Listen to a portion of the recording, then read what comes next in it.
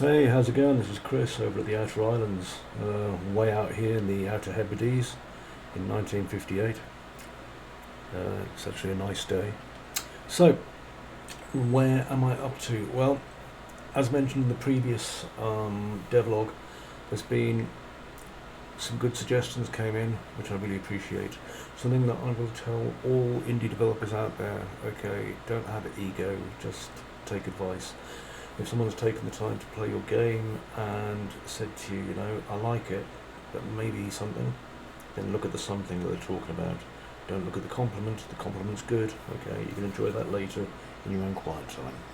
So, what I got out of it was the clue systems, as I mentioned, I believe, in the previous log.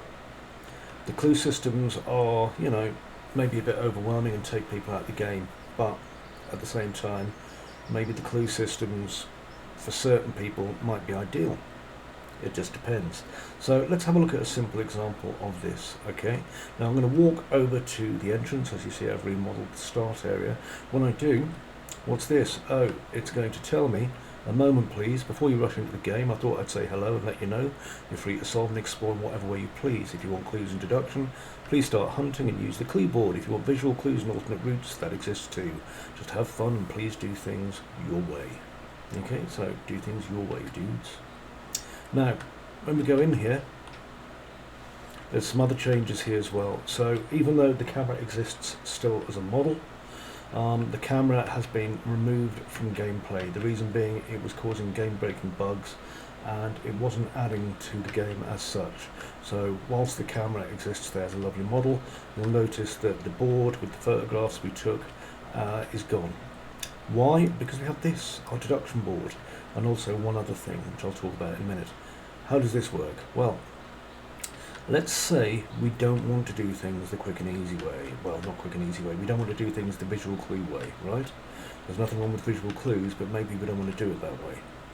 We want to look at the clues instead and read them and find all the stuff. So, let's go over here and I'm just going to kind of look through the stuff on my desk. Again, I've got clues, I've got letters, and I've got all this stuff and I can read it and there's loads. Now when I get it, oh look, it's also added to my clue board over here. Okay, this is my detective clue board. It's got these rather nice little things on it, really handy. And as I walk around and find additional clues, okay, yep, I can grab this key and I can grab this letter. That's pretty handy.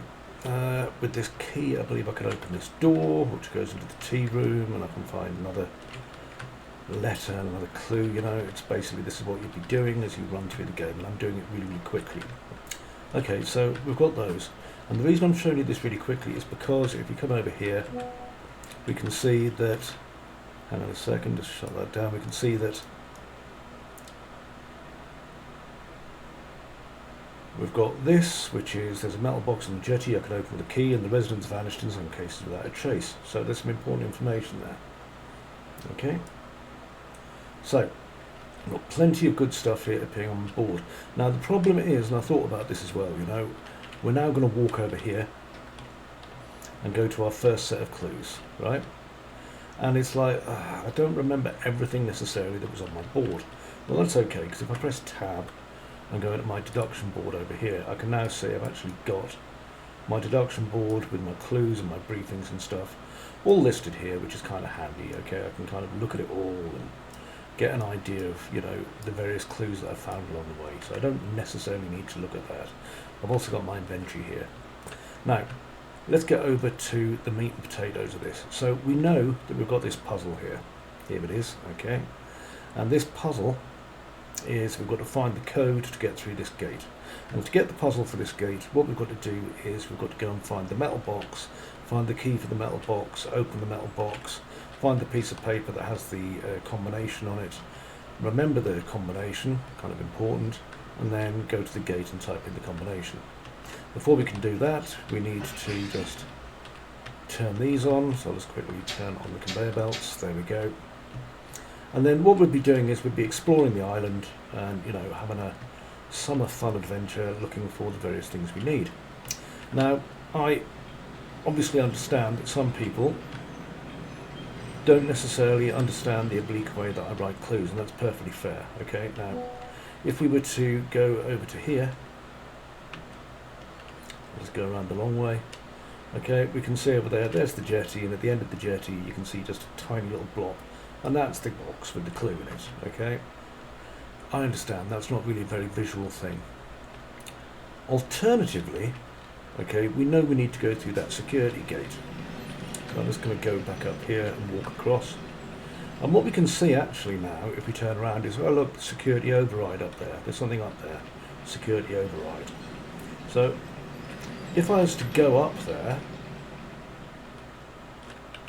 okay,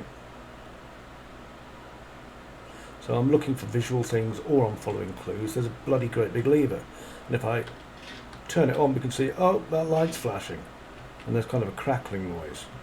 And now if I go down there, you'll see, and I'll just fall to my doom a little bit here just to make it quicker. There we go, no fall damage.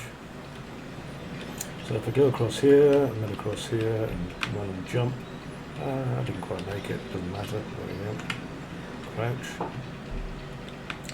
What I'm going to show you is I can now go through here because the gate's open. Okay, and oh look, there's another one here. So in case you come from the top, rather than getting stuck here and getting frustrated, you can just force it, and you know, you don't have to do the visual puzzle, sorry, the clue-based puzzle if you don't want to. You can just do the visual puzzle. The other benefit of that is it means that, you know, if you came over here and you're exploring this bit and you go down there, you don't get stuck because there's now a path connecting the two, so that's kind of handy too. Then over here, of course, you're fully welcome to complete the puzzle by going over there, and I talked about this yesterday in the changes I made to the puzzle visually.